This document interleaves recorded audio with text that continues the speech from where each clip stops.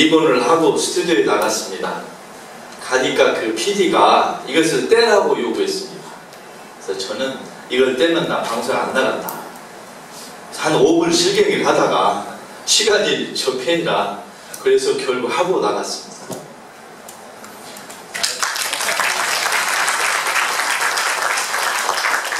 또 한 번 사건이 있었는데 교황님께서 그 떠나시는 날 명동에서 이사를 9시에 하시기 전에 어떻게 저를 제가 이렇게 인사를 드릴 기회가 갑자기 생겼습니다.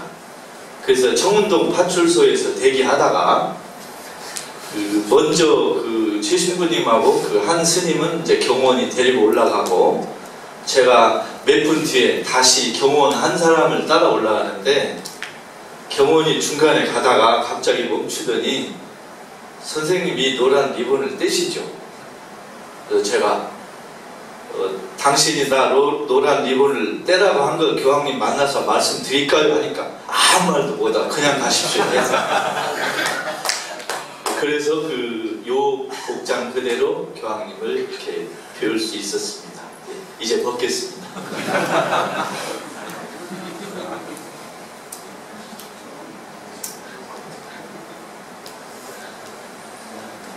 아까 이 광부의 날 이 자료를 보니까 저는 순간적으로 프란치스코 교황님이 예수회가 아니고 살레시오 소속인 줄로 알았습니다. 맞습니까? 살레시오 출신입니다. 예, 지금 교황님은 살레시오에 대한 애정도 깊으신 걸로 알고 있습니다. 제가 지난 6월에 경향신문 위촉으로 로마의 열흘 축제를 나갔는데 그때 예수의 잡지 라 시빌타 카톨리카 거기 본부에 가가지고 스파라도 예수의 신부님하고 인터뷰를 하려고 갔습니다. 갔는데 파리로 출장 가셨다고 해서 만나지 못했는데 아쉬워가지고 딱 돌아서려는 순간에 저는 이태리말을 못합니다. 저는 로마에서 유학한 일이 없고 독일하고 남미에서 살았기 때문에 이태리말 할 줄 모릅니다. 근데 사무실에서 일하는 그 이태리 남자 어르신이 혼잣말로 이태리말로 스칸노네 신부님 이런 말씀이 들려요. 스칸노네 신부. 그래서 제가 그 신부님 이름은 공부할 때 들었고 교황과 나라는 책을 쓸 때 이미 익숙해서 제가 물어봤습니다. 무슨 말입니까? 제가 이태리말로 스페인말로 했습니다. 지금 스칸노네 신부님 오셨다는데 무슨 말입니까? 하니까 그분들 제 말을 못 알아들어가지고 뒤를 이렇게 손으로 가르치세요. 딱 이렇게 돌아보니까 어르신 한 분이 천천히 가세요. 그래서 제가 뒤따라 가가지고 스페인말로 혹시 스칸노네 신부님 맞으십니까? 그랬더니 맞습니다. 그러시더라고요. 저는 이러이런 일로 왔는데 신부님께서 지금 교황님의 신학교 시절 그리스어하고 문학을 가르친 걸 저는 책에서 봤는데 맞습니까? 맞대요. 그러면 저하고 인터뷰를 좀 하시겠습니까? 이걸 해가지고 한국 신문에 내고 싶습니다 하고 제가 기자증에 보여줬습니다. 그랬더니 오늘은 좀 피곤하고 내일 오시오 해가지고 그 다음날 신부님하고 2시간 인터뷰를 했습니다. 긴 인터뷰 했는데 그 내용은 한국 신문에 다 실지는 못하고 잠깐만 실었습니다. 그래서 지금 교황님께서 젊은 시절, 수도의 시절 어떻게 보냈는가를 좀 알 수 있는 영광이 있었습니다. 우리 모두가 잘 알고 존경하는 카를 라너 예수의 신부님께서 이런 말씀을 하신 것이 기억납니다. 마이크를 잡은 사람은 가르치는 것 같고 듣는 사람은 배우는 것 같은데 누가 누구를 가르치는지는 아무도 모른다. 겉으로는 마이크 잡은 사람이 가르치고 의자에 앉아서 듣는 분들이 배우는 걸로 생각할 수 있는데 실제로는 말하는 사람은 배우고 앉아있어서 듣는 사람은 채점할 수도 있다. 이런 말씀인 것 같습니다. 제가 여기 이 자리에 있어서는 안 되고 의자에 앉고 제가 들어야 되는데 죄송하게 됐습니다. 다시 한번 죄송하게 생각합니다. 그러나 저는 여기서 마치 제가 청문회에 끌려 나와가지고 이렇게 신문을 받는 느낌이니까 여러 신부님들 수사 형제분들께서 낙제 점수만 좀 매기지 않았습니다. 그런 바람이 있습니다. 이번 교황께서 한국에 오셔가지고 한 모든 일정과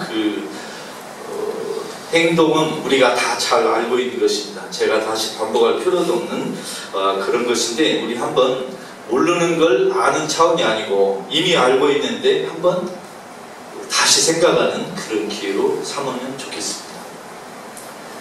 옛날 베네딕토 16세는 마치 신학교 교실에서 신학 교수가 학생들에게 그리스도교 신앙의 내용을 설명하는 그런 스타일의 말씀을 하신 것 같습니다. 지금 교황님은 본당에서 피정원 신도들에게 복음의 내용을 다시 생각하도록 권유하는 그런 스타일이 아닌가 생각합니다. 어떻게 생각하십니까? 지금 교황님 스타일이 우리 한국 사람들에게는 많이 쉽고 예외적이고 낯선 그런 표현이 아닌가 생각합니다. 남미에 제가 한 3년 있었는데 로멜로 대주교하고 에아쿠리아 신부님, 소브리노 신부님들이 사는 엘살바도르에 1997년에 갔습니다. 그때 92년에 내전이 끝났으니까 내전이 끝난 지 7년 뒤에 도착했는데 그 당시 내전으로 약 10만 명이 목숨을 잃었습니다. 97년에 가니까 모든 상가가 이렇게 철조망으로 이렇게 있고 큰 가게는 총을 든 경호원들이 지키고 있는 그런 시대였습니다. 그래서 제가 마치 우리나라로 말하는 6.25 전쟁이 끝나고 한 2, 3년 뒤에 그런 땅을 타임머신을 거꾸로 타고 돌아가지 않나 이런 생각이 든 그런 시대였습니다. 그 당시 해방신학을 보니까 97년이면은 요한 바오로 2세께서 막 등장하셨고 요한 바오로 2세 곁에서 라칭어 추기경께서 신앙교리 성당 장관을 하던 그 시절입니다. 그때 보니까 정말 남미 사람들 여러 신부님들도 직접 보셨겠지만 정말로 힘들게 살고 있었습니다. 자, 그런 대륙에서 이제 교황님이 나오셨습니다. 제가 조그마한 일화 하나 말씀드려도 됩니까? 네. 작년 2월 베네딕토 16세께서 교황직을 자진 사임하겠다고 발표하신 날 제가 페이스북에다가 작은 글을 하나 썼습니다. 혹시 우리 남성은 우리 친구 신부님 계시면 기억하실지 모르지만 지금 호주에 계신다고 그러죠. 네. 거기다 이렇게 썼습니다. 다음 교황은 남미 출신의 개혁 교황이 나오기를 바란다. 근데 베르골리오 추기경 이름은 못 썼습니다. 왜냐하면 미리 이렇게 분위기를 흐리거나 또 괜히 이렇게 얘기했다가 안 되면 섭섭하잖아요. 바티칸에 이런 속담이 있다고 합니다. 교황으로 거론된 사람은, 교황이 될 것이라고 예측한 사람은 선거가 끝나면 추기경이 되어서 돌아 나온다.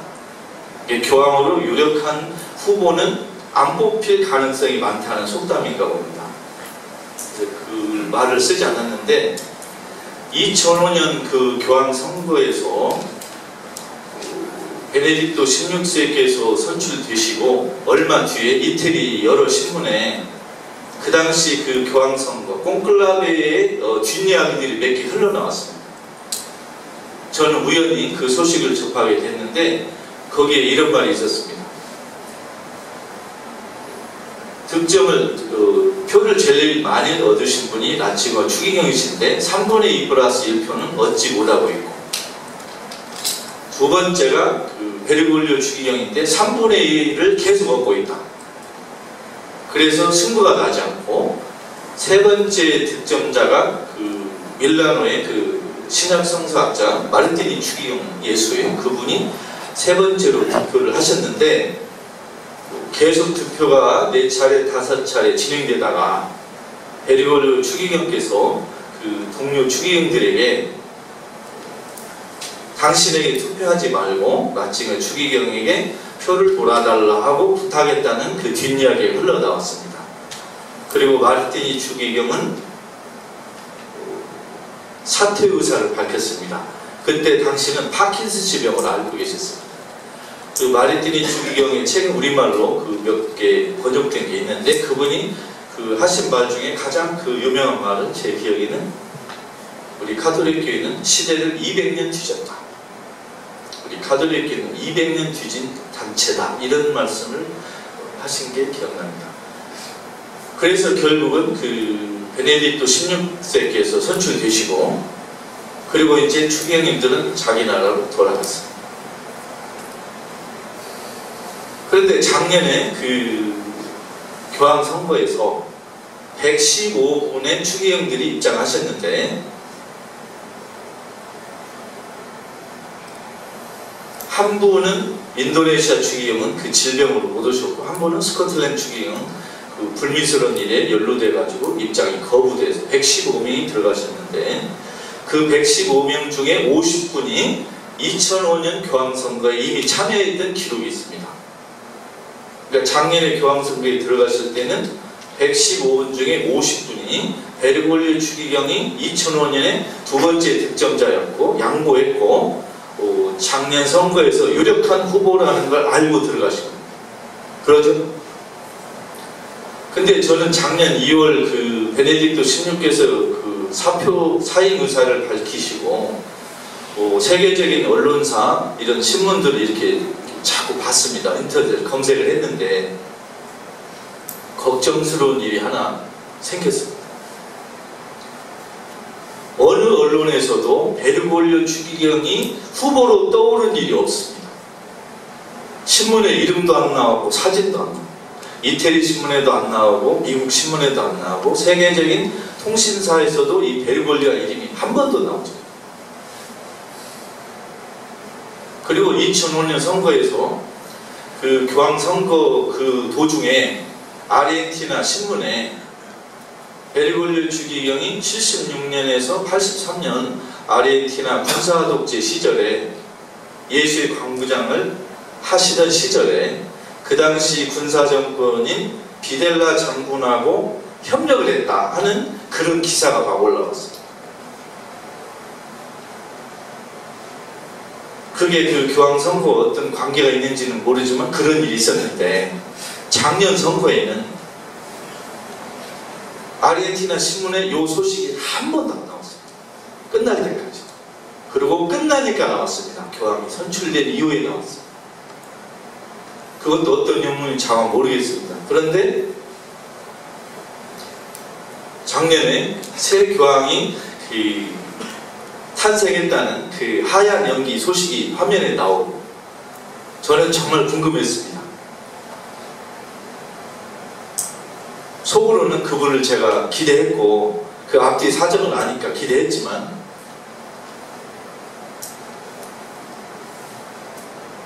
그런데 그 새 교황님이 탄생하신 걸 발표한 그 프랑스의 또랑 추기경 발음이 이 베르골리오라는 발음을 잘 못 하시더라고요.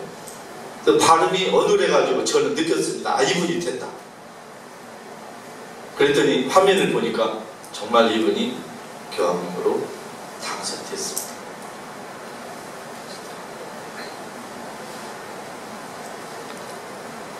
지금 교황님은 2007년에 제5차 남미 주교회의에서 큰 역할을 하셨습니다.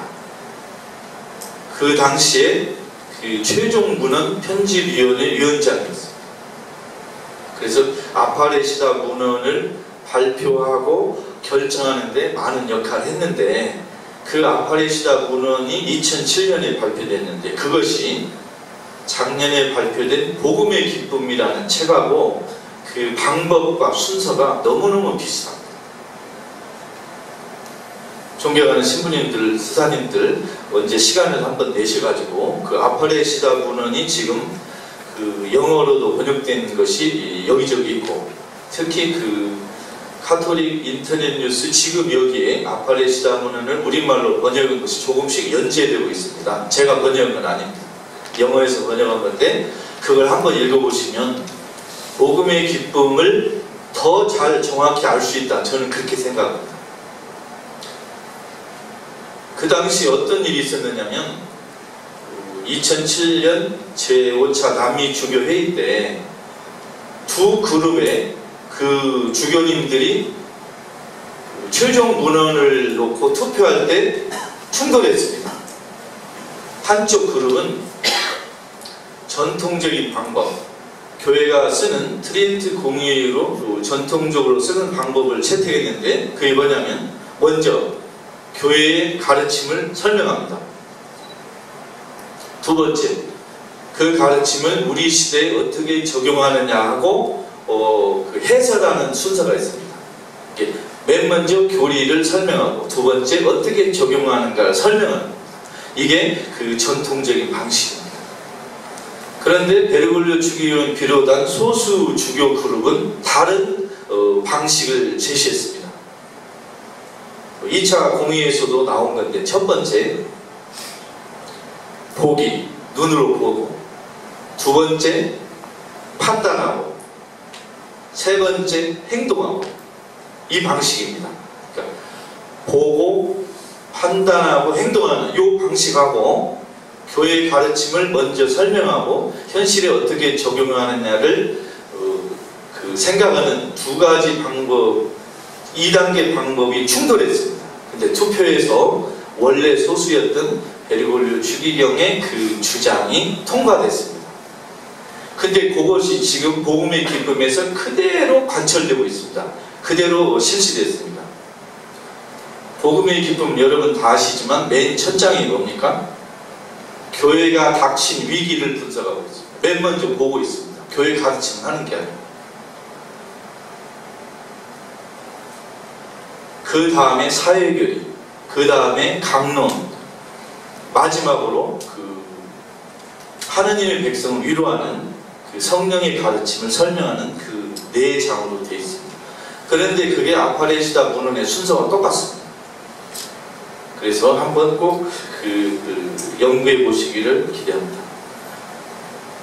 많이 바쁘실 텐데 혹시 그 명량이라는 이순신 장군에 관한 영화 보신 분만 한번 손들어 보세요.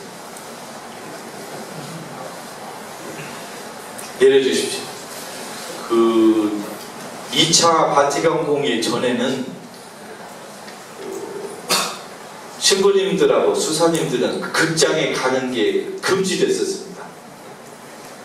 2차 공의 이전은 신부님들, 수사님, 수녀님들이 극장에 못 갔으면 금지됐습니다. 우리는 그런 시대에 지금 살고 있지 않습니다. 명량 한번 보실 기회가 있어 보십시오. 지금 한국에 명량의 이순신과 그 프란치스코 교황 두 분이 거의 스타로 떠오르고 있습니다. 왜 그럴까요? 자, 명량에 나오는 이순신은 희생의 리더십을 말한 것 같습니다. 우리 교황님의 리더십은 우리 국민들에게 어떻게 비쳤을까요? 어차피 우리들에게는 어느 교황님이 오셔도 고맙고 감사한데 일반 국민들의 입장이 조금 다릅니다. 그렇죠? 자, 일반 국민들은 이번 프란치스코 교황님에게서 어떤 걸 느꼈느냐? 겸손의 리더십. 겸손하시다. 교황님이 그 서울공항에 내릴 때, 비행기 트랩에서 계단을 내려오실 때 검정 가방을 드는 모습, 거기서부터 충격을 받았다는 이야기를 많이 들었습니다. 제가 지난 목요일날 그 한국 기독교 교회 협의회 교회 발전 연구 모임에서 1시간 그 강연 초대를 받았습니다. 거기에는 그 신자가 10,000명 이상 되는 목사님들만 가입 자격이 있는 아주 재미있는 그 그룹입니다. 거기에 한 20여 분이 회원인데 7분이 오셨어요. 거기에 그 성공의 김근상 주교, 여의도 순복음교회 이영훈 목사가 참석했어요. 저희 1시간 강의를 듣고 질의응답을 했는데 제가 몇 가지 놀란 게 있습니다. 하나는 개신교에서 나름 당신들 기준으로는 잘 나간다는 큰 교회 목사님들이 교황 방한 바로 직후에 개신교의 위기를 느끼고 쓴소리를 할 카톨릭 신학자를 부르고 있다는 거죠. 그래서 제가 그 강연 교섭을 받았을 때 그랬습니다. 저에게 쓴소리 들을 각오가 돼 있느냐. 저는 한 사람이 있든 100명이 있든 이야기가 똑같다. 어떻게 할래? 그러니까 고맙다고 무조건 쓴소리 해달라고 그럽니다. 좋은 소리 들으려고 하면 부르지도 않았다. 와달라. 거기 가서 이야기하면서 이런 생각이 들었습니다. 우리 천주교에도 이런 종류의 그 자세가 돼 있는 거예요. 이웃 종교 사람들을 모셔다가 우리 카톨릭교의 문제, 이런 어려움을 솔직히 듣고 상담하고 할 그런 준비가 되어 있는 거예요. 어떻게 보면 우리 한국 천주교회가 너무 잘 나간 나머지 오만해서 누구에게 조언도 듣지 않고 지금 이대로가 좋아 하고 계속 가는 것이 아닌지 하는 그런 두려움도 느꼈습니다. 거기서 좀 씁쓸한 얘기 하나 들었는데 해드려도 됩니까? 네. 거기 있는 목사님들이 되게 이런 질문을 하십니다. 염수정 추기경님이 개신교를 그렇게 염려하신지는 처음 알았다. 무슨 말씀입니까? 만일 프란치스코 교황님의 김수환 추기경이셨다면 어쩔 뻔했냐. 프란치스코 교황님이 김수환 추기경이셨다면 한국 개신교의 운명은 비참했을 것입니다. 그런데 다행히 염수정 추기경님이 계신 덕분에 개신교에서 천주교로 옮길 사람이 크게 줄었다. 걱정하지 않는다. 안심된다고 감사 인사를 전해달라고. 이게 진짜 감사해야 될지는 저는 모르겠고 제가 전달할 만한 그런 입장은 아닌 것 같습니다. 이번에 교황님이 오셔가지고 우리 한국교회에 던진 질문이 몇 가지 있다고 생각합니다. 우리 모르는 게 아니고 다 아는데 한 번 더 생각을 하는 것입니다. 이번 교황님 방안에서 많은 국민들이 그 천주교, 개신교 그 신자들을 제외하고 많은 국민들이 감동을 받았어요. 그런데 그 감동은 교황 개인에게 받은 것이 한국 천주교에 받은 것이 아니라는 겁니다. 오히려 이번 교황의 방안에서 한국 주교단의 그 안타까운 모습이 몇 개 들켰습니다. 국민들이. 여러분 다 아시죠? 첫째, 교황님이 4박 5일 동안 그 세월호 노란 리본을 했지만 한국 주교단에서는 한 사람이 거의 없었습니다. 부주의였다고 변명하기도 그렇고 우연이라고 하기도 그렇고 30분이 넘는 주교님 중에서 4박 5일 동안 그런 태도가 나왔다는 것은 우연이라고 보기에는 너무 안타까운 일입니다.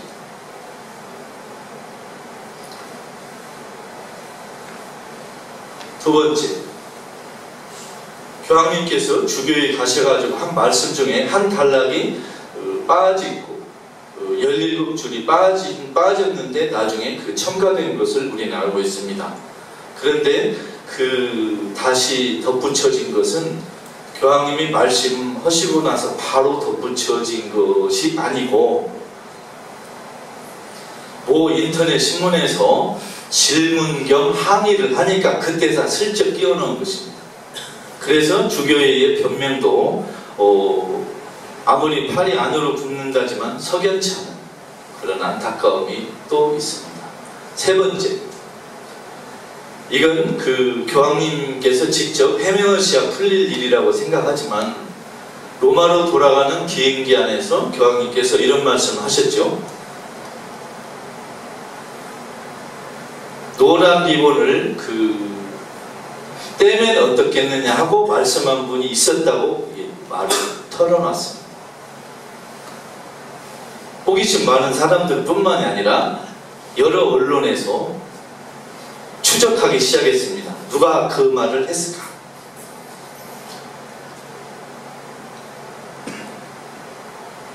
의견은 좁혀졌습니다.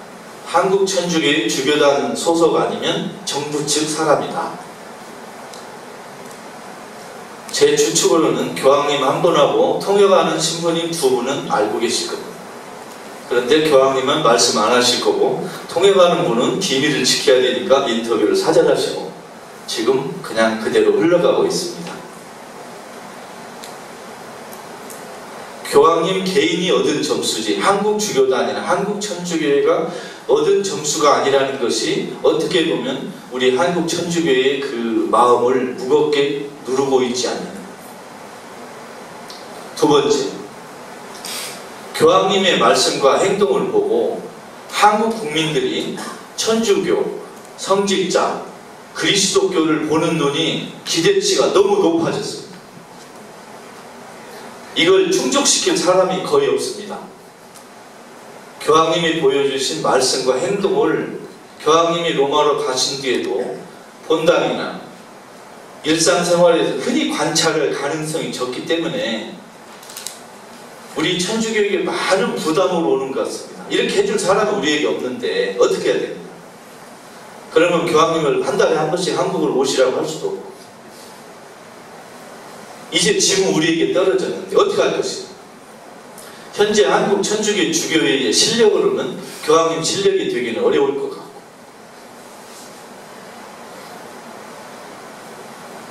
그래서 많은 국민들이 천주교에 호감을 가지고 천주교에 들어올 의사가 있는데도 만일 이 문제를 한국 천주교회가 잘 풀지 않으면 오히려 국민들이 더 실망할지도 모르겠다. 교황님에게 감동받은 것이 교황님은 이런데 한국 천주교회는 왜 이러냐 하는 질문으로 올라갈 가능성이 너무 크다고 봅니다. 이게 우리들에게 부담입니다.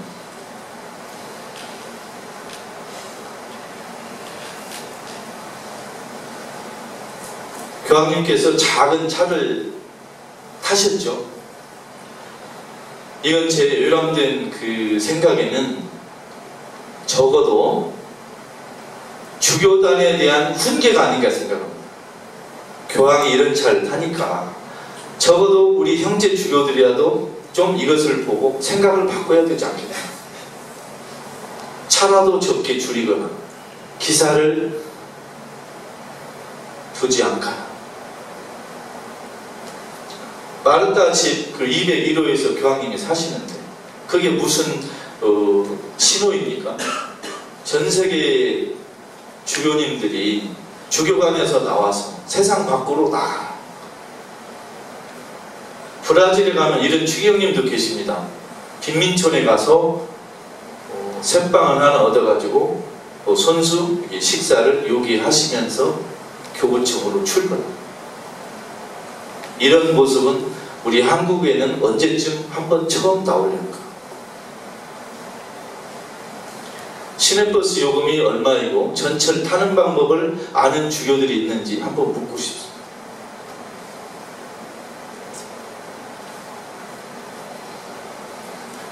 교황님이 우리에게 주어간 주제를 저는 크게 두 가지로 보고 싶습니다.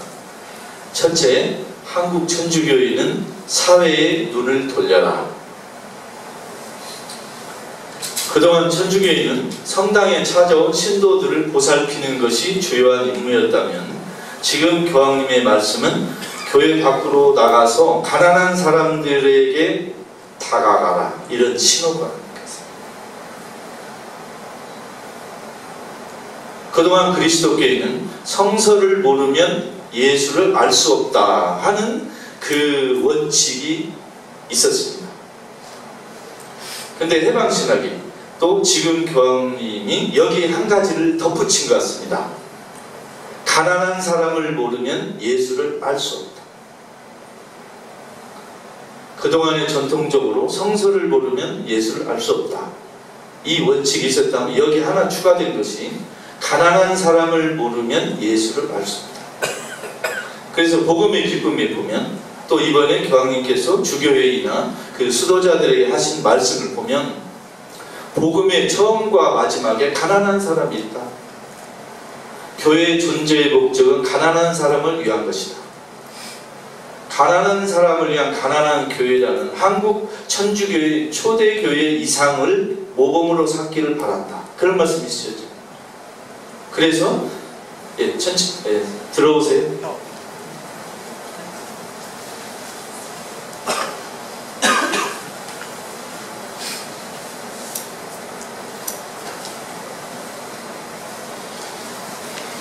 그래서 어떻게 보면 성당을 찾아오는 신도들에게 봉사하는 그 베이비시터 같은 교회는 이제 그만, 이런 말씀을 교황님이 하십니다. 세월호 참사에서 우리 한국 국민들이 슬픔으로 하나 되었다, 이런 말씀을 교황님이 하셨어요. 슬픔으로 하나 됐다. 복음의 기쁨에 보면 무관심의 세계화라는 말이 있었습니다. 슬퍼할 줄 모르고 마치 내일이 아니고 나는 손을 씻었다, 이런 태도로 세상의 어려움과 무관심하게 하는 것을 지적했습니다. 근데 교황님은 한편으로는 슬픔으로 하나 되는, 슬픔으로 연결되는, 연대되는 걸 말씀하시고, 또 하나는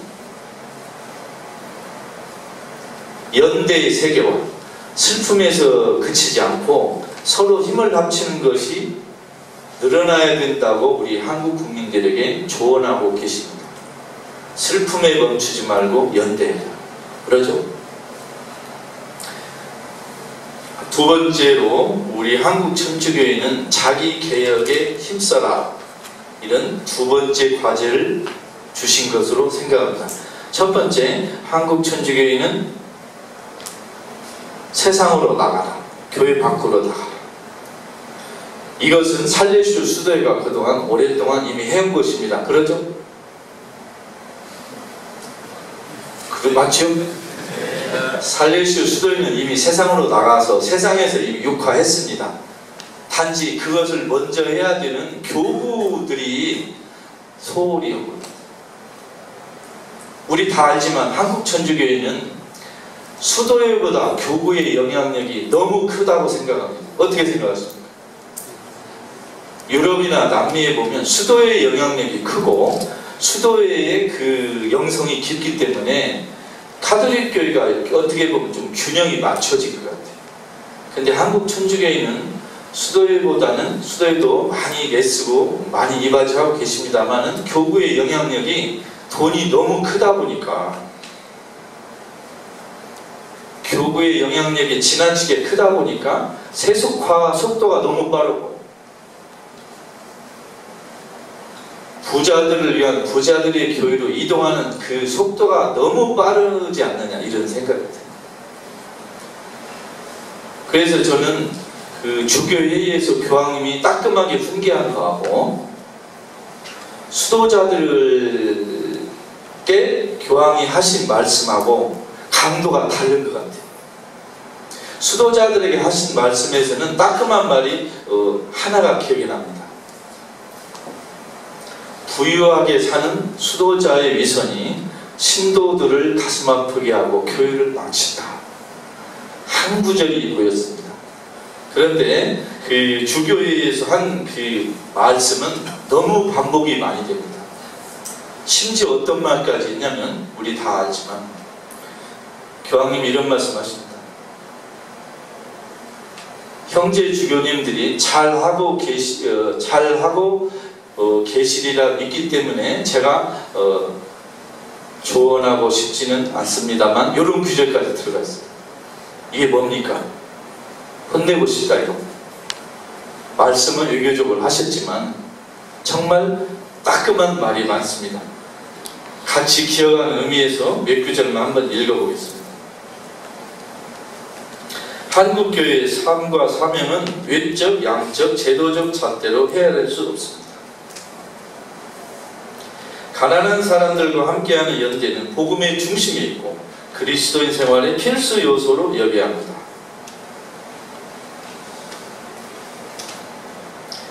번영의 시기에 오는 위험, 유혹이 있습니다. 그 위험은 그리스도교 공동체가 그저 사교 모임이 되는 것입니다. 그렇게 되면 가난한 사람들이 교회에서 할 일이 없어지고 맙니다. 이것은 역사 안에서 교회가 수없이 겪어온 유혹입니다.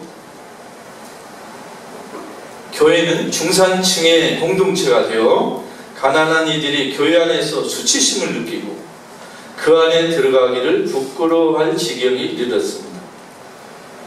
가난한 이들을 위한 가난한 교회가 아니라 부자들을 위한 부유한 교회, 또는 잘 사는 사람들을 위한 중산층의 교회가 되려는 유혹입니다.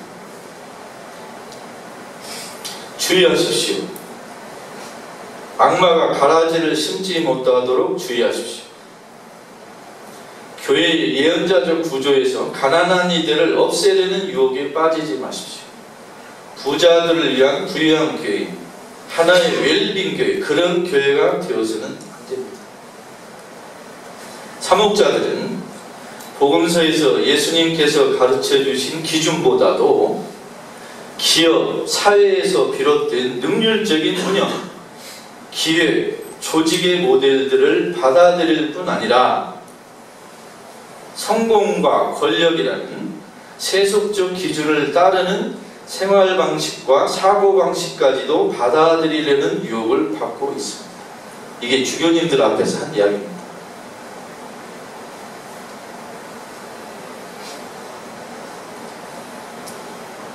이번에 교황님이 오시기 전에 많은 사람들이 옛날 그 84년, 89년에 교황님이 방한하셨을 때처럼 당시 전두환 노태우 정권에게 정치적으로 일정 부분 교황 방한이 이용당한 것을 떠올렸습니다.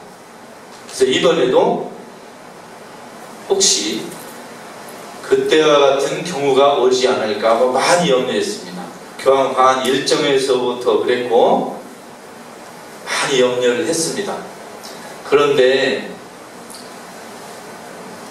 지금 교황님이 로마로 가신 뒤에 어떻습니까? 그런 말이 어디에서 나옵니까? 안 나오죠? 이번 교황 방한은 정치적으로 이용당하지 않았습니다.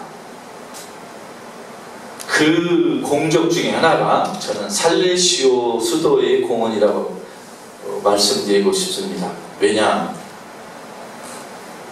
6월에 한국에 오셨던 그 교황청 정의평화위원회 토소 주교님께서 살레시오 소속이시죠? 맞죠? 제가 6월에 로마에 가서 인류 복음화 성성 차관인 홍콩의 사비온 대주교님하고 인터뷰했습니다. 그분도 살레시오. 제가 로마의 그 한인 신학원에 가서 이 주일 미사를 드리러 갔는데 마침 그때 그 사비온 대주교님께서 그 한인 공동체를 방문해서 미사를 드리시는 날이었습니다. 거기 가보니까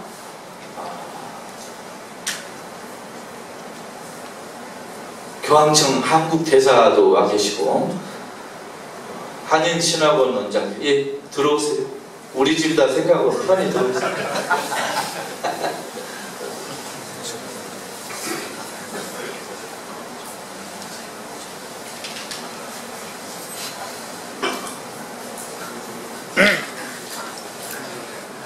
미사가 끝나고 그 한인 성당의 성가대가 그 대주교님께 성가 공연을 하는 그 시간이 있었습니다.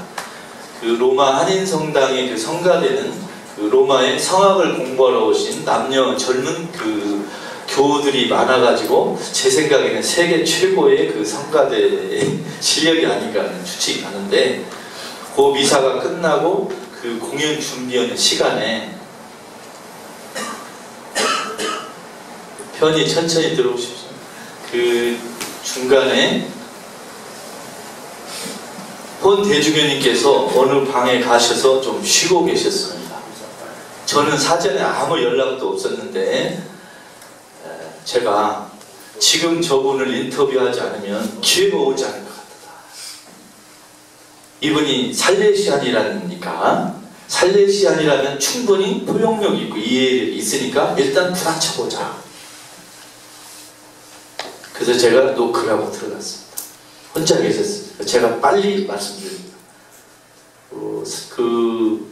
본 대주교님은 이제 스페인어를 못 하신 것 같아요. 영어로 잘했어요. 제가 한국의 어느 신문에서 온 이런 사람인데, 지금 교황 방안을 위해서 지금 몇 분을 만나 취재하고 있는데 제가 교황청에 이런 분에게 이런 이메일을 보냈는데 아직 만나지는 못했습니다만은 대주교님 오늘 보니까 인터뷰를 하고 싶다. 했더니 그걸 이렇게 읽어보시더니 고개를 갸우뚱갸우뚱 하셔요. 그래서 제가 그랬습니다. 10분만 달라. 10분만 얘기합시다. 대주교님께서 우리 대한민국의 신도들에게 좋은 말씀 10분만 해달라. 그랬더니 하자 그러죠. 그래서 문을 걸어 잠갔습니다. 걸어 잠근 이유는 제가 말씀 안 드립니다. 방해하는 사람들이 있었어요. 죄송합니다. 했습니다. 그 일부 내용을 경향신문에 7월 일주일에 한 번씩 5번 실는데 그건 대주교님 그 말씀을 좀 실었습니다.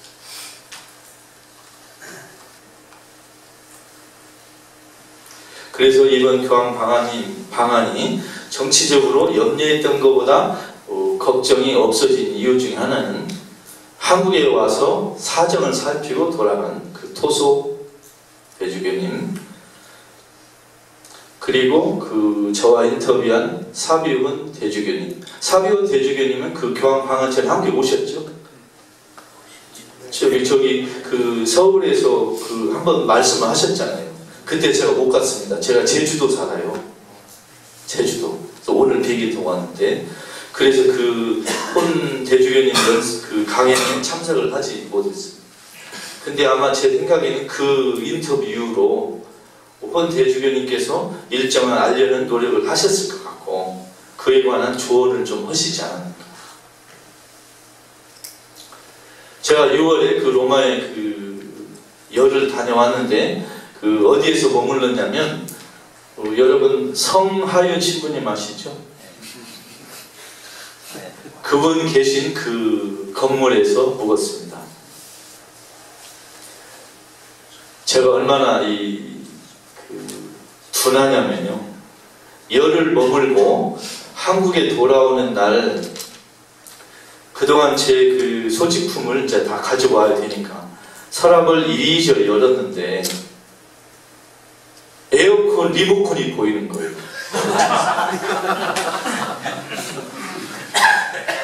근데 아니 이 방에 왜 이 에어컨 리모컨이 있지 하고 이렇게 천장을 보니까 에어컨이 하나 있어요. 근데 그걸 제가 열흘 동안 한 번도 못 들었어요. 저는 어떻게 생각했냐면 수도이니까 가난, 극기를 가르치는 수도이니까 이 더운 로마의 6월 말에도 당연히 에어컨은 없는 줄 알았어요. 그리고 성신부님이 여기 에어컨 있다는 말씀 안 하셨어요. 그래서 저는 상상도 안 하고 그냥 이게 수도자의 삶인가 보다. 수도에서 제가 열흘 있었으니까 이렇게 사는 게 맞는가 보다 하고 아예 성신부님께 왜 이렇게 더웠냐, 여기 에어컨 혹시 있느냐, 선풍기 있냐 이 말을 묻지도 못했습니다. 돌아오는 날 딱 보니까 에어컨 리모컨이 있는 거예요. 자, 딱 고개를 들어 이렇게 보니까 에어컨 위에 정말 조그마한 게 있어요. 얼마나 억울하든지. 하여튼 그랬습니다. 그런데 우리 성하윤 신부님께서도 참 저와 열을 이렇게 위아래층 있으면서 많은 도움 말씀을 주셔서 어떻게 보면 참 우리 살레시오 수도이가 교황님 한국에 오실 동안에 많은 정보를 직간접으로 전달하지 않았느냐 이렇게 생각합니다. 맞지요?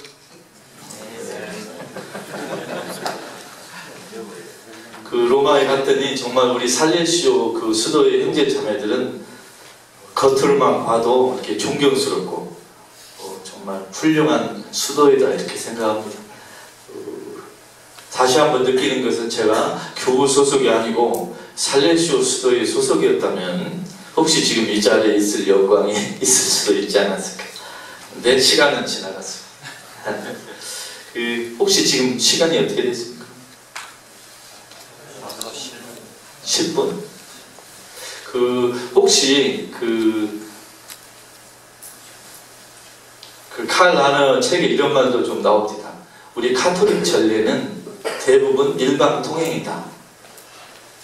마이크를 잡은 사람이 거의 주도하고 신도들은 그저 듣고 조용히 집에 가는 역할인데 이 오고 가는 그 부분이 약하다. 제가 그 남미에서 3년 살았는데 그 당시 보니까 신도들 중에 글자를 모르는 분들이 많아요. 그래서 그 주일 미사 때 신도들에게 독서하려고 하면 책을 옆으로 주면 자꾸 책이 옆으로 계속 넘어갑니다. 저는 처음에 이게 뭔 말인지 몰랐어요. 왜 책을 주는데 자꾸 옆으로 넘어갈까? 가만히 보니까 뭐라고 하냐면 책을 주니까 나 안경 안 가져왔어. 이게 뭐냐면 나 글을 못 읽는다 이 소리입니다. 그래서 글을 읽을 수 있는 사람한테 책이 계속 넘어갑니다. 한국에서는 이런 걸 볼 수 없잖아요. 아, 또 다른 세상이 있구나. 지금 교황님이 말씀이 쉬운 건 남미에 글을 못 읽는 사람, 학교를 오래 다니지 못한 사람, 가난한 사람을 위해서 말을 쉽게 하는 평소 습관입니다. 그런데 학력이 긴 우리 한국 사람에게는 놀랄 정도로 쉬운 말이죠. 남미 사람들이 이게 당연한 평소에 익숙한 그런 어법입니다. 혹시 질문 있으시면 좀 하시면 또 이 말씀이 또 오고 가는 그 소통이 좀 생기니까. 남미에서 보니까 그 신부님께서 그 복음을 읽으시고 그 강론하실 때 질의응답식으로 많이 합니다. 질의응답식으로. 그리고 대부분 신부님들이 물론 기술적인 문제도 있지만 꼭 강론 끝나고 나면 질문 있는 분 손 들으세요 하고 질문하세요. 그러면 혹시 시간이 없으면 미사 끝나고 나가다가 그 강론자를 기다려서 꼭 물어봐라 하십니다. 근데 한국에는 이런 게 없는 것 같아요. 그러죠? 혹시 저기 질문 있으십니까? 예. 제 사생활은 묻지 마세요. 네, 개인적으로 박사님 굉장한 팬이고요. 아니요, 저는 저기 변변치 않으니까. 나오실 때까지 오시는지 몰랐는데 네. 걸어 나오시는 모습 보고 굉장히 기겁. 아, 왜 내가 조폭같이 생겼어요? 네, 그래서 뭐 박사님 특별히 행동하는 예수 교황관한 감명 깊게 잘 읽었고 주변 사람들한테 선물도 하고. 엉터리 책입니다. 네, 개인적으로 좀 질문이 좀 있는데 관심이 있는 것이 그 교회와 정치, 교회와 사회 참여 이 부분인 것 같아요. 교수님, 박사님께서 말씀하실 때 그냥 형제님이라고. 네, 형님께서 말씀하실 때 이렇게 저희들 사회 안에서 애들도 많이 실천하고 하는 부분이 있는데 어떤 부분에서 좀 거시적인 구조 관련된 부분이나 좀 대립이 첨예한 부분에 있어서 교회도 그렇고 그리스도인들도 그렇고 그 부분에 대해서 참여하거나 관여하는 부분에 망설이는 부분이 좀 있는 것 같다는 생각이 좀 듭니다. 첫 번째는 그 교회와 사회 정치는 별개라는 인식이 우리한테 좀 있는 것 같고요. 그다음에 섣불리 선명하게 입장을 드러냈다가 양쪽으로 다 비판에 직면할 것 같은 두려움도 우리 안에 있는 것 같고, 그 다음에 우리의 생활 세계를 넘어가는, 예를 들면 우리 같은 경우에는 청소년과 관련되지 않은 사회 구조나 그런 문제에 대해서 우리가 굳이 이야기를 해야 되느냐라는 어떤 그런 망설임도 있는 것 같고, 그래서 교회가 정치나 사회적인 부분에 참여하는 거에 있어서 망설이고 뒤로 물러서는 그런 부분들이 굉장히 많이 있는데 그 부분에 대해서는 어떻게 생각하십니까? 그 2차 공유에는 그 교회와 정치의 관계를 여러 군데에서 이렇게 설명하고 있습니다. 2차 공유의 문헌 중에서 우리에게 가장 기억이 많이 남는 규제는 아마 이것이 아닌가 생각합니다. 시대의 징표를 복음의 빛으로 해석하라. 시대의 징표를 복음의 빛으로 해석하라. 이 규절이 아마 2차 공유의 많은 문헌 중에 가장 현대인들에게 그리고 카톨릭에 영향을 많이 준 구절 같습니다. 시대의 징표를 복음의 빛으로 해석하라. 남미 해방신학이 우리 그리스도교에 준 가장 큰 유명한 규절은 뭐죠? 가난한 사람을 위한 우선적 선택, 이 규절인 것 같습니다. 근데 예수를 보면 우선 우리가 이제 교회와 정치 할 때 교회라는 개념 우리가 다 이해하는데 정치라는 개념이 이제 흔들리는 것 같습니다. 예수님을 보면 당시에는 물론 그 대의민주주의가 없었고 왕정이었기 때문에 지금하고는 정치 체제가 다르지만 정치라는 개념을 저는 두 개로 나눠보고 싶습니다. 하나는 정치 권력을 획득하기 위한 노력, 쉽게 하면 정권을 잡으려는 노력. 또 하나는 정권을 잡은 사람, 세력이 그 법에 따라 통치할 때 그 일어나는 모든 행위를 정치, 이렇게 하면 예수님은 정치 권력을 획득하기 위한 노력은 하지 않으신 것 같아요. 그러나 정치가 잘못된 걸 예수님이 비판하셨어요. 그 성서 여기저기 나옵니다. 그러면 우리 가톨릭 교회가 해야 할 일은 예를 들어 영수증 추경이 대통령 되려고 노력하는 거, 이건 안 되겠죠. 네? 그죠? 그건 그분이 말하는 것처럼 정치 참여겠죠. 그러나 현실 정치가 잘못하는 것에 대해서 교회가 비판하는 것은 우리 그리스도 교인의 권리라기보다 의무입니다. 반드시 해야 됩니다. 해도 되고 안 해도 되는 것이 아니라 해야 되는 일입니다. 만약 하지 않으면 우리가 의무를 하지 않는 것입니다. 제 의견이 아니고 우리 그리스도교 사회교리의 원칙입니다. 그런데 한 사람이 모든 것을 다 할 수는 없잖아요. 그렇죠? 예를 들어 살레시오회가 청소년을 담당하는데 살레시오회가 구조학에 대해서 일일이 말할 수 없는 부분도 있고 그런 능력이 없을 수도 있잖아요. 그죠? 또 정치 문제, 현실 정치 문제는 어느 누구도 2차 공의부는 현실 정치의 하나하나 그 문제는 어느 누구도 교회 이름을 인용해서 자기 입장을 교회의 입장이라고 할 수는 없다는 원칙이 있습니다. 그러니까 예를 들면 추기경도 주교도 사제도 신자도 자기 생각이 그리스도교의 생각이라고 이렇게 대변할 수는 없다. 왜냐하면 일일이 판정하기 어려우니까. 근데 그런 문제는 일반론적으로밖에 할 수 없을 것 같아요. 그러나 지금 교황님이 말씀하실 때 몇 가지 생각은, 하나는 정치는 사랑의 최고 형태다.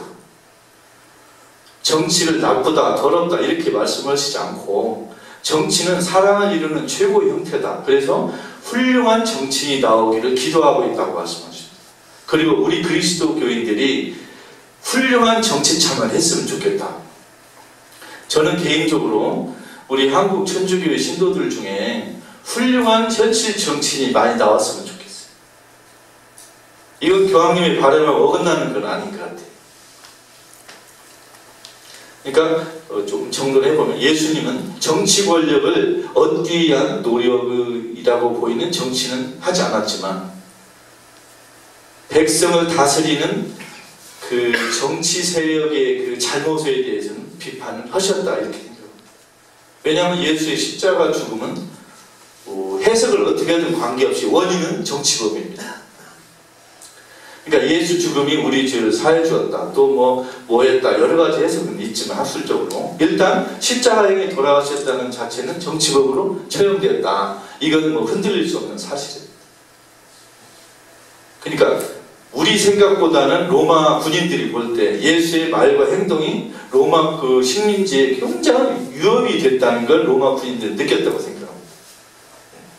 그러니까 정치라는 게 꼭 투표를 하고 이런 행위를 한 것만이 아니고, 저는 예수님의 행동에서 이런 걸 느낍니다. 가장 종교적인 행동이 가장 정치적인 행동입니다. 우리 예수님의 말씀, 행동, 하느님 나라에 대한 예수님의 말씀, 행동을 따라하기만 해도 현실 정치인들은 두려움을 느낀다는 거예요. 저는 그렇게 생각합니다. 그대로구나.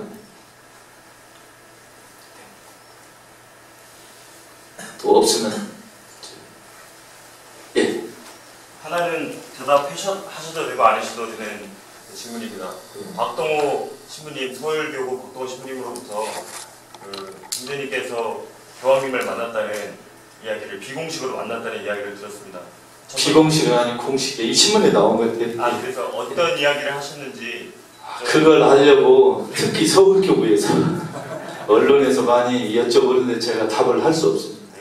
그 이유는 그 교황님하고 저하고 스페인어로만 얘기했고 그분이나 저나 아직 둘 다 생존 중이고 제가 6월에 그 로마에 출장 갔을 때 교황님에게 편지 하나를 썼습니다. 스페인어로. 그래서 이렇게 인편을 통해 확실히 전달했습니다.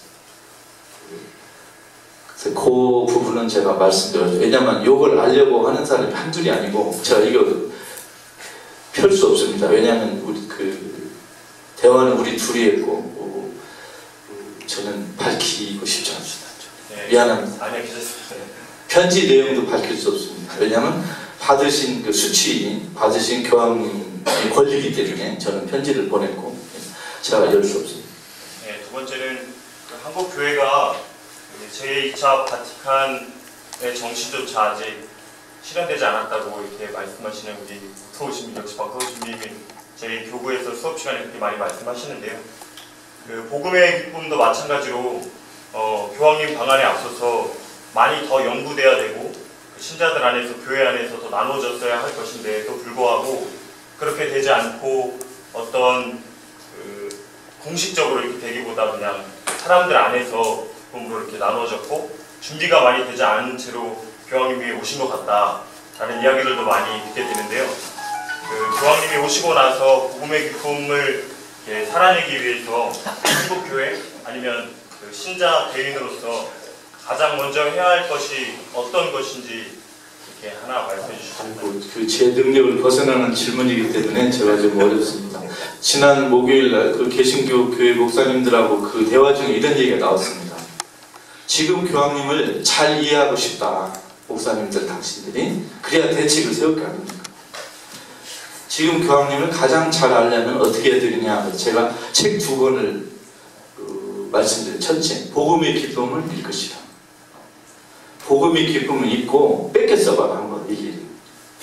두 번째는 교황과 나라는 책을 권했습니다.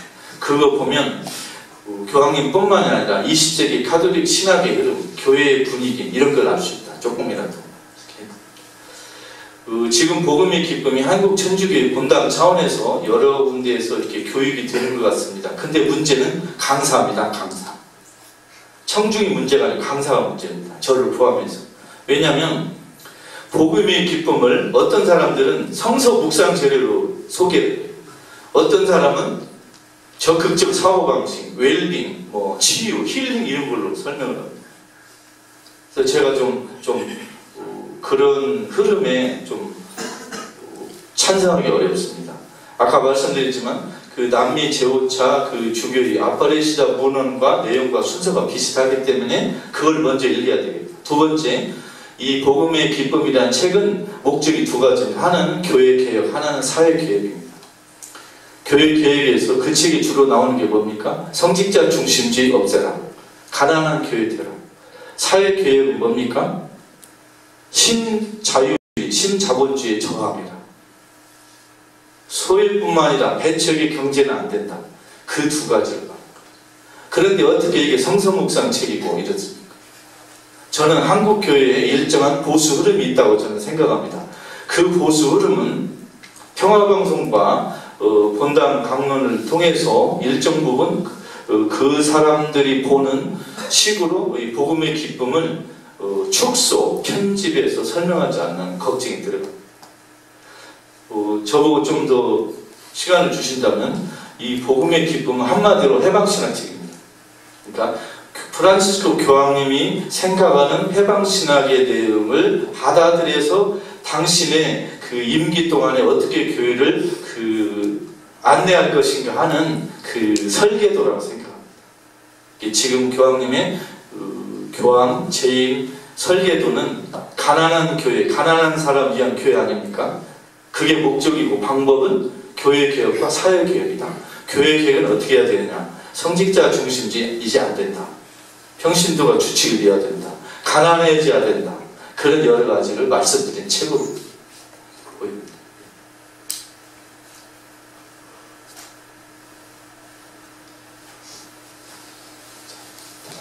예, 교황님께서 사실 오랜만에 수도자 출신으로서 이렇게 교황으로 선출되셨고요. 예. 또 그런 면에서 봤을 때 이제 저희들은 수도자 입장에서 이제 그 부분에서 좀 더 이렇게 관심 있게 좀 살펴봤고요.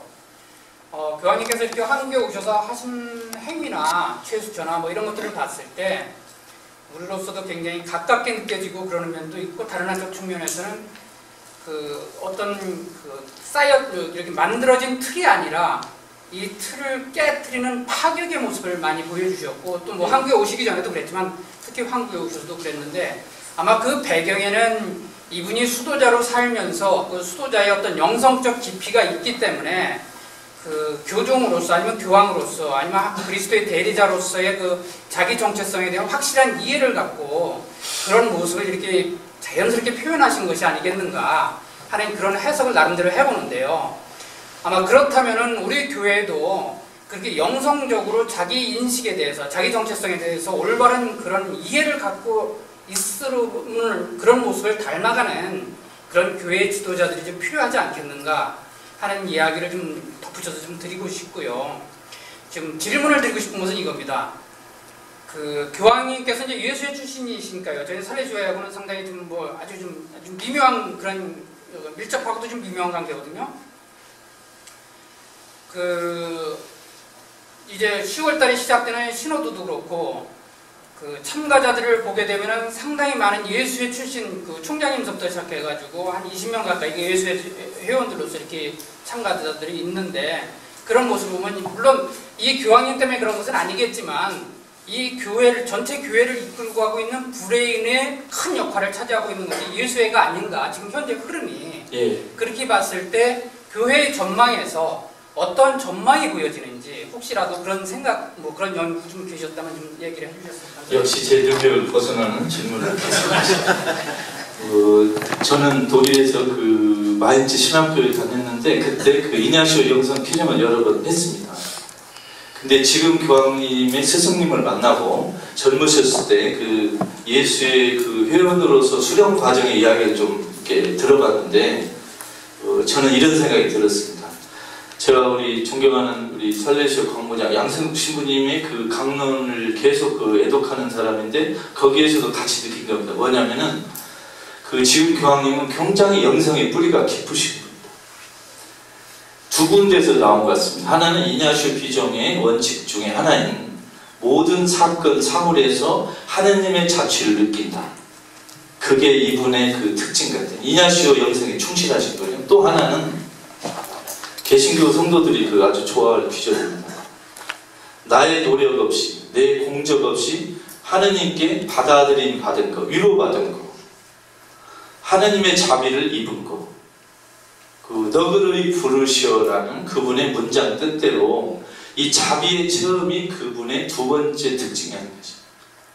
하나는 모든 사건과 사물에서 하느님의 자취를 느끼는 것. 두 번째, 하느님의 너그러움을 체험하는 것. 아까 여기도 나왔지만 우리 수도자들은 자비의 전문가가 되는, 자비라는 기쁨을 가져야 된다. 이것이 저는 지금 교황님의 특징인 것 같아요.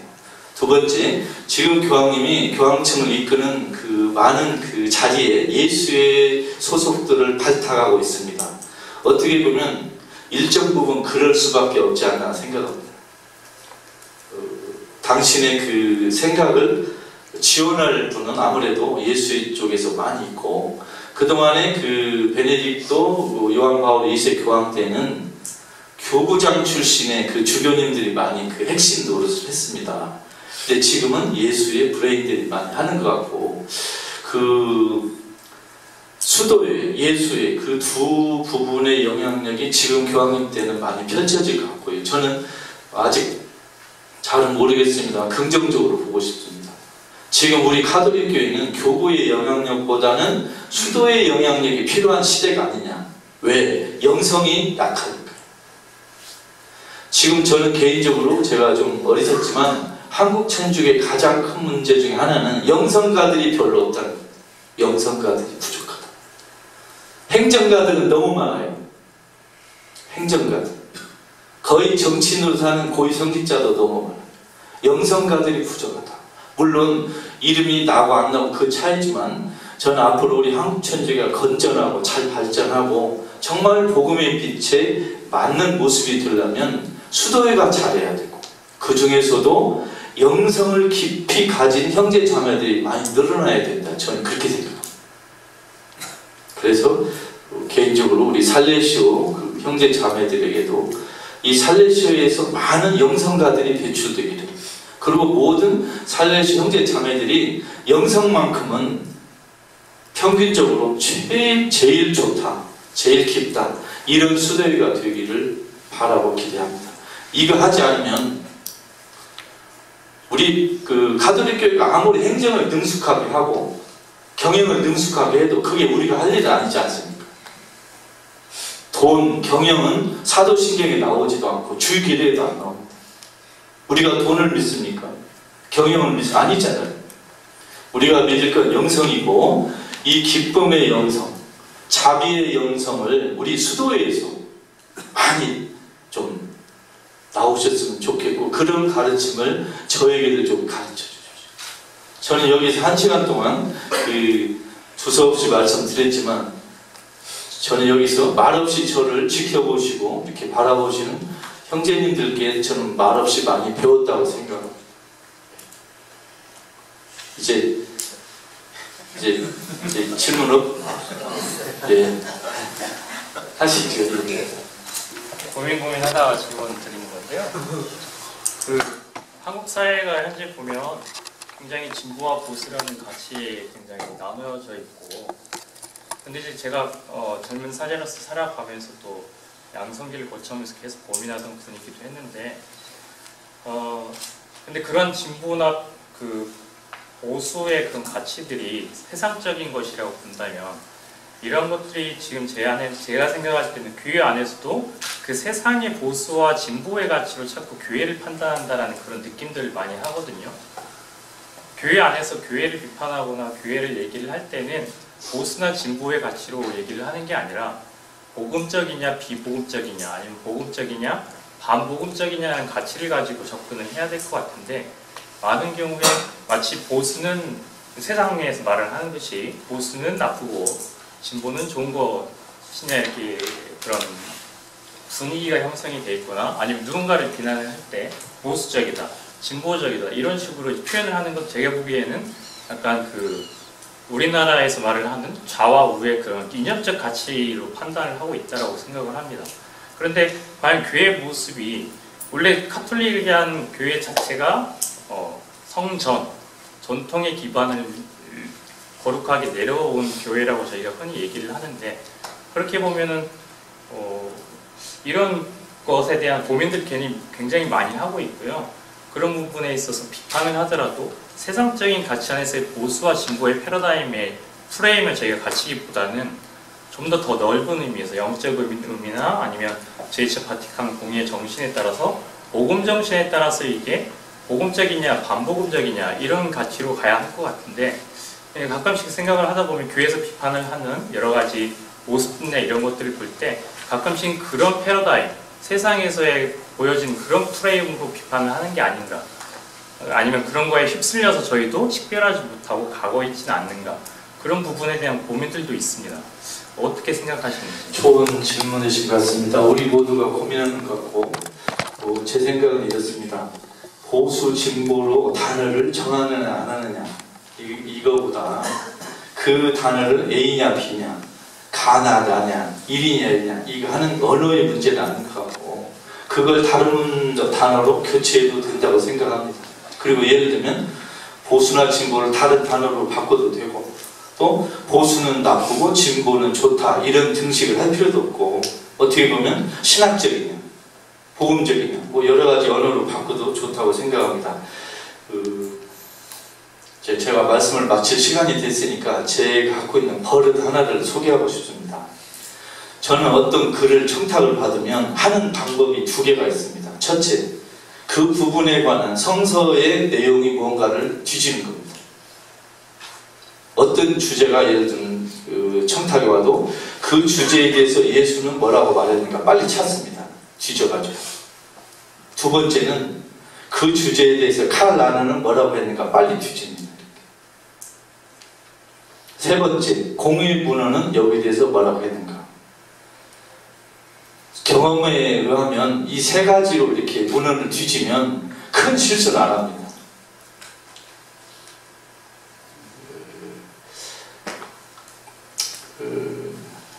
저는 이제 공부가 짧아서 항상 고민이지만 갈수록 그 책을 읽다 보면 이런 생각이 듭니다.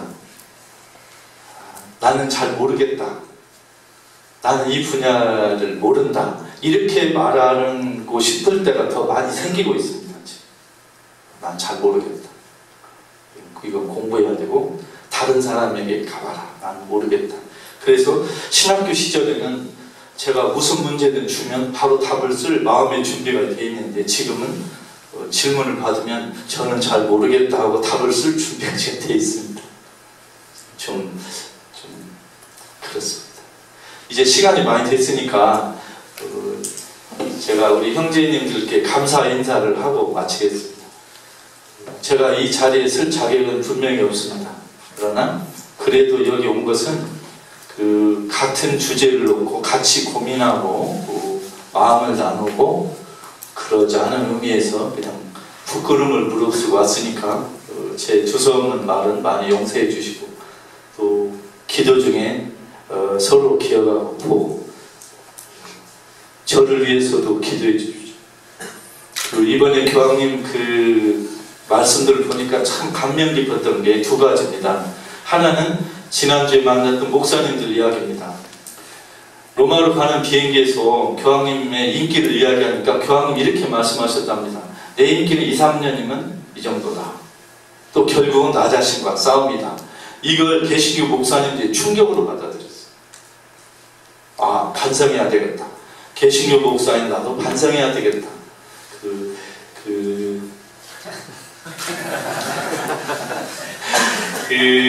그런 생각이 들고 또 하나는 교황님이 그 강론하시다 꼭 마지막에 교황 당신을 위해서 기도해달라고 부탁하는 그 아름다운 모습이 마치 교황님 선출되고 나서 처음 나타났을 때 교황님 당신이 군중들을 축복하기 전에 교황님 당신을 위해서 기도해달라고 부탁하는 그 겸손한 모습이 너무나 아름다웠는데 역시 우리 교황님은 계속 겸손하신 그 감명 받았는데 저는 너무나 부족하고 약한 사람이니까 우리 형제님들께서 미사 중에 기도해 꼭 저를 위해 기도해 주십시오.